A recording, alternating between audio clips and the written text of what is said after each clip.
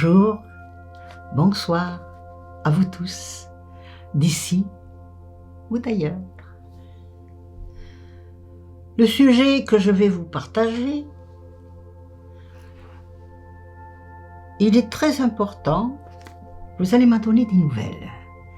Il s'agit de ne pas avoir peur de ses peurs. Et pourquoi ? Eh bien, la peur, je l'ai caractérisée comme une barrière énorme qui se met entre vous et le succès. Et c'est la raison pour laquelle, principalement, le succès, les projets, les alliances vont traîner de long et en large à cause de la peur qui s'est glissée en catimini sans vous prévenir. Donc il est évident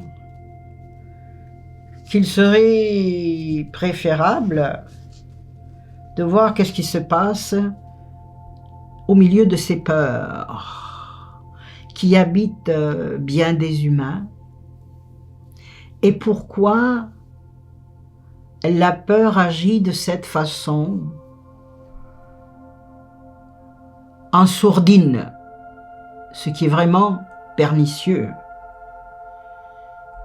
Donc ma suggestion est la suivante, il faut aller chercher le pourquoi et le comment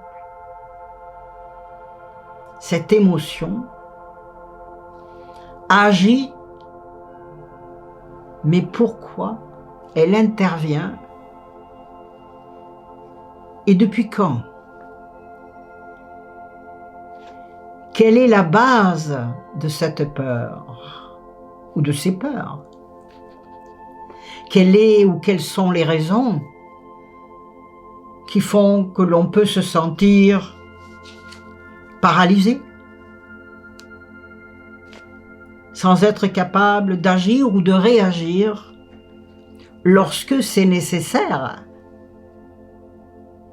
Bon, c'est évident que vous pouvez me dire « Ah ben Madame Gypsy, c'est facile pour vous de le dire. » Non, je suis comme vous. Je suis avant tout un être humain dont je connais et je sais qu'est-ce que c'est la peur. Mais par contre, je sais comment l'effacer afin qu'elle n'endigue plus votre énergie qui doit agir pour mener à bien vos projets et vos actions.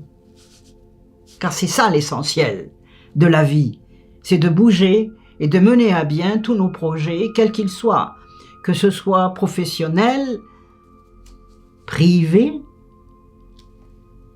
amical, etc., etc. Il faut les mener à bien. Il faut voir un petit peu comme un constructeur quelles sont les fondations de votre être qu'il faut consolider pour que la construction de vos projets ait une belle base, une bonne assise, sans que ça se casse la figure à cause des ou de la peur, qui sont produites pour mille et mille raisons. Je ne saurais vous répondre comme ça sur le champ. Il faudrait que je vous voie en face de moi pour que je vous dise c'est pour telle ou telle raison que la peur agit de cette façon chez vous. Donc c'est à vous de voir quelle est l'action que vous allez poser pour améliorer votre vie et votre joie de vivre.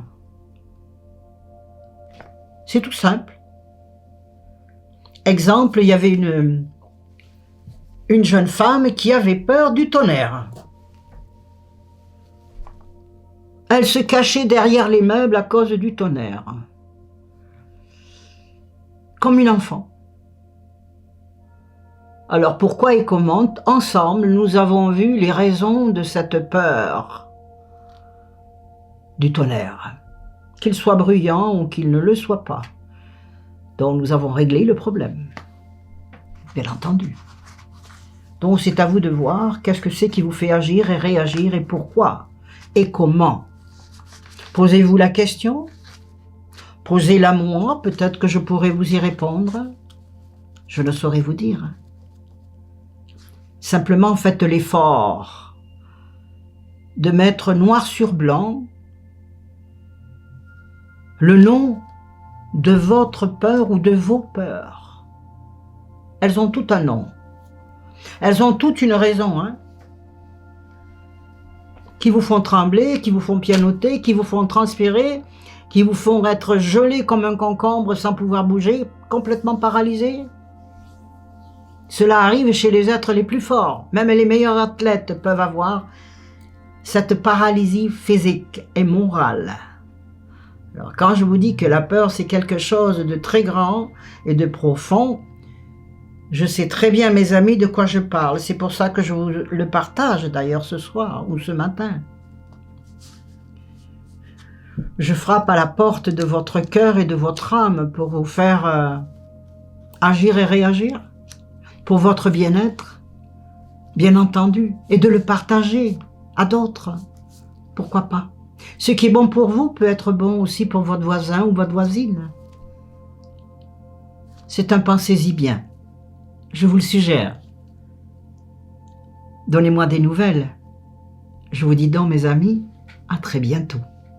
Au revoir.